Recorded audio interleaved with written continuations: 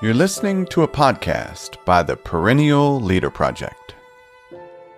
You've likely experienced the optimistic reset, a fresh note, a new week, and a well-crafted routine. It includes things like reading, prayer, or even exercise. Then life happens. A late night, a tough conversation, a sick day, a looming deadline. One miss becomes two, and suddenly the whole system feels like a verdict. I'm inconsistent. A rule of life is designed to protect you from this cycle of success and failure.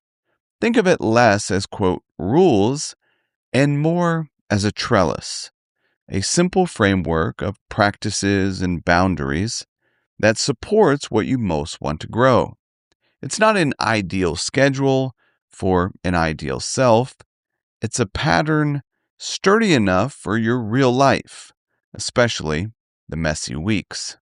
Thomas Merton, writing as a Trappist monk with a keen understanding of the modern mind, warned that our busy pace can cause inner damage.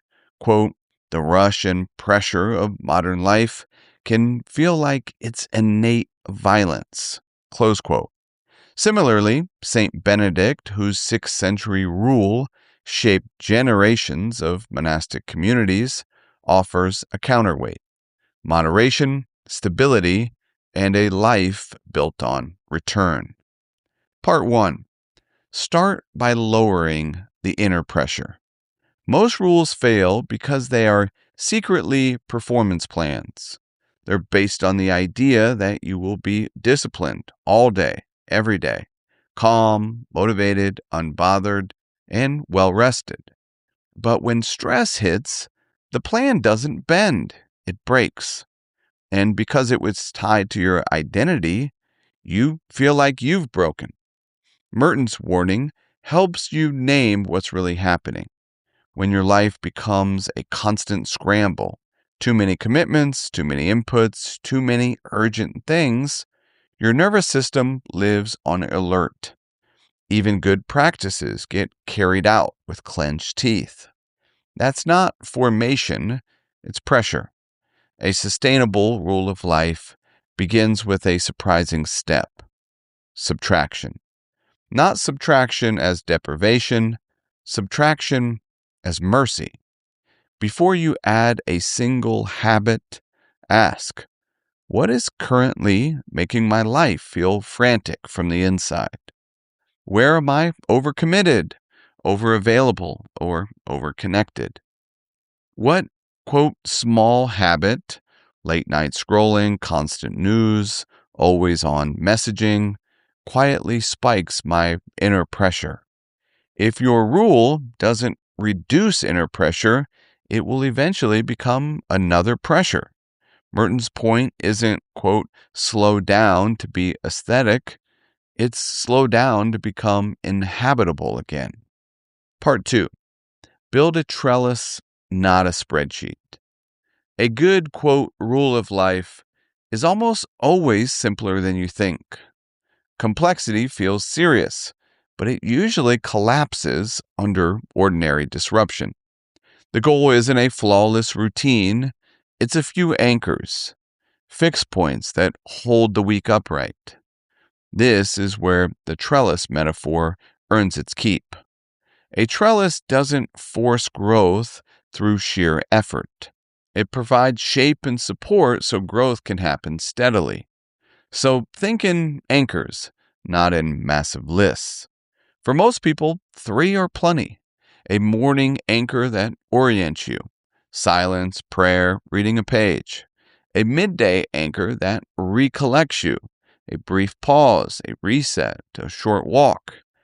And finally, an evening anchor that closes the day: a short review, gratitude, screens off at a set time. St. Benedict's genius is how unromantic and human it is. He assumes people get tired. He assumes frailty. That's why he insists, quote, all things are to be done with moderation, close quote. Moderation isn't settling. It's choosing what you can actually keep so your life stops being rebuilt every Monday. A quick test. Could I keep this on my worst day? If not, it's not a rule, it's a wish. Part 3. Design for return.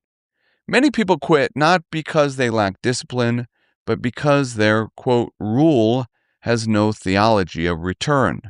Miss a day, and it feels like failure.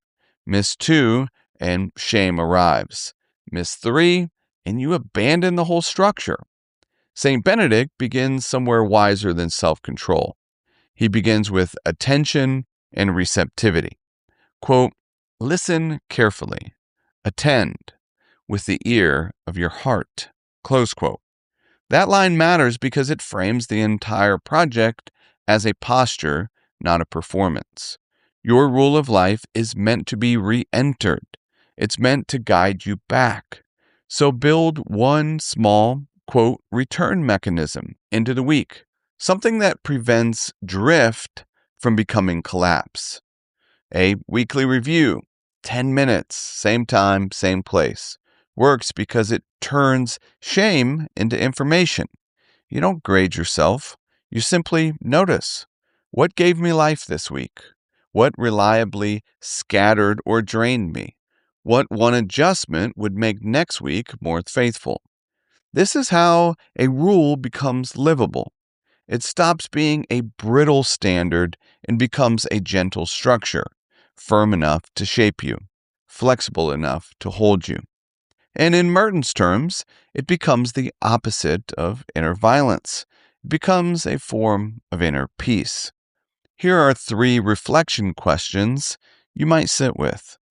1. What is the smallest anchor I could keep even on a hard week? Something that reliably returns me to what matters. 2. Where has, quote, rush and pressure become normal for me? And what subtraction would restore sanity?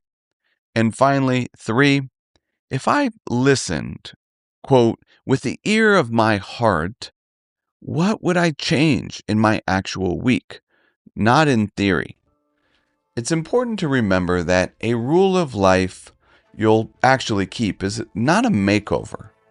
It's a trellis, a few sturdy rhythms that make your whole life more livable, less scattered, less frantic, and more open to what you love. Keep it moderate, keep it simple, and build it for return. Thank you for listening. I hope you found something useful for daily life. As always, I urge you to put what you heard into practice. And until next time, be wise and be well.